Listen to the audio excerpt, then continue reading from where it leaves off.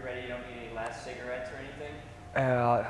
No, because I will miss the cigarette here in front of the painting, so it's okay, not later. It's okay. Oh, you want me to stare at the red spot? Or you want me to stare directly into the camera? Or do you want me to look at Brian? You can speak with both of us. But sure, okay. I'm sure it will be less imposing to our viewers later if you look at Brian sometime. Yeah, or of you course. can even stare at the bar if he's standing in the right spot. You can pretend like somebody else is over there. You can talk to the dummy. Yeah. So, yeah, speaking of which, is there any way you'd like me to be, or you'd like me to be, so you're, I don't feel like I'm looming, or... you can even have this, you want to even have a seat maybe, if you want, it's up to you. Or Yeah. you can sit on the bar. I'd rather not trip over anything. Okay. Bars. There's a chair here. Want the chair? Well, I will take a seat. Is that okay? So as I said, like for the next part, when we move in and sit down, it'll be, I'll have all kinds of stuff to ask you about. But for this, I wanted to leave it up to you to get started with it and sort of explain like the process of how you go about the different works and that. Well, actually, this little one, it is related with those paintings, but belongs to another different series. So, as you can see easily, that doesn't match, But anyway, I'm going to leave that one for later. And well, these paintings, I started to paint that way maybe a year and a half. And I wanted to, well, this belongs to a series. The title of the series was Spanish Paintings. And it was shown in Madrid. And all the paintings were collaged backgrounds, the images of art catalogs. I teared the catalogs off, and I glued it into the canvas, onto the canvas. And then I painted with transparent colors these images, which were taken from old Cuban litho prints that were made during the 19th century to wrap tobacco boxes or tobacco rolls, cigar rolls. Actually, what I made here is to find, it's already made, it's to find an already told story. The title of that painting is Café Table, or Café Table. I don't know how to say it in French, but it's the same word. And it is some kind of private joke, a little revengeful joke on contemporary art. Specifically, I'm talking about Picasso as some kind of symbol of modern art of the 20th century. In a way, I just did here what Picasso in some ways did with African primitive sculptures. I just threw the Picasso's catalog off and I glued it in the canvas. I didn't get any feelings about that. It's just another book. The works are saved. And then I paint this in some way rough image. That I suppose in the 19th century this image was talking about maybe it was made in the 19th century. Spain were ruling on Cuba. Cuba was a colony of Spain, and there was slaves still in Cuba, and maybe they were talking about those landlords who didn't take care of their slaves. They were mocking on the people who got fed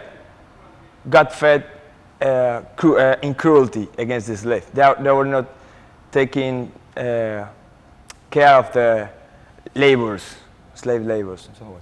But actually, what I just did here is to separate that image from that context, the original marquilla, the original little print, and to paint in large, of course, in maybe 50 times, I don't know, and to paint it on that canvas.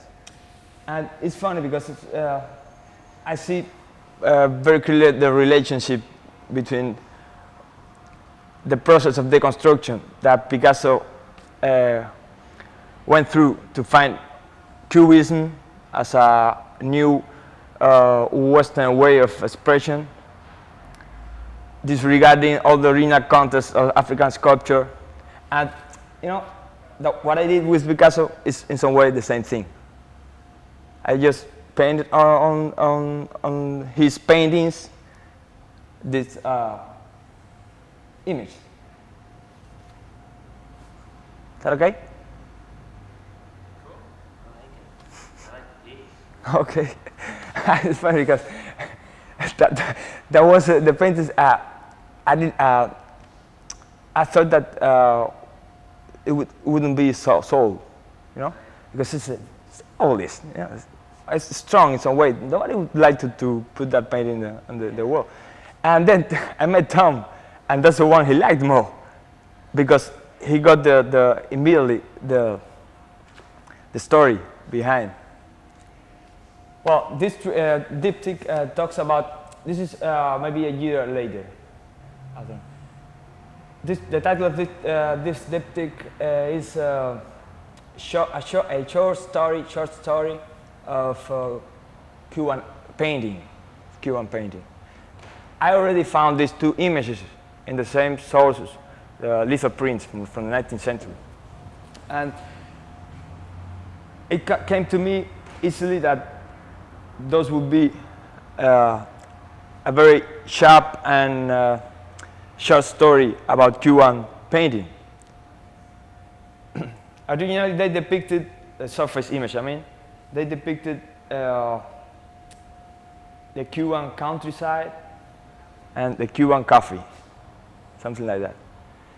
But the relationship between, you know, there's some kind of story here. Europe is given to young Cuba some kind of apple of painting, of art, or something like that, Western, you know, apple of art. And then she grows up, and she's very well, you know, recognized. She's healthy, and you know, the rest of the sources, they are hidden in the background in some way. They're serving still. It's a commentary about a lot of things, about racial relationships in Cuba, about what is the function of painting, what is the use of art regarding society.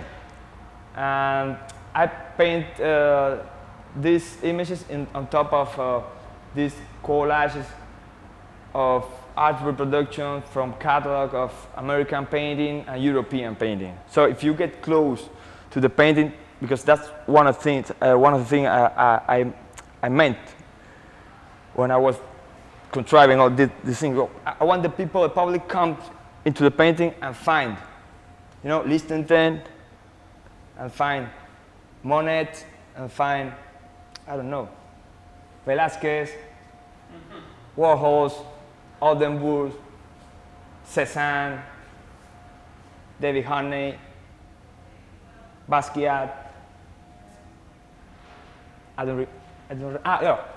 This guy, his name, Peter Halley. I like him a lot.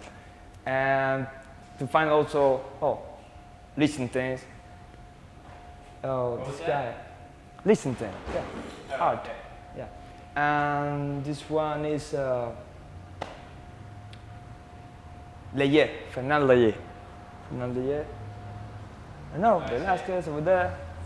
Maybe I'm missing some of them because I've been painting on it. That's all. And then this diptych and that one, are there others you've done? I'm sorry? Are there others in that you've used the same type of collage? Yeah, I've been developing. I've been developing this kind of painting now.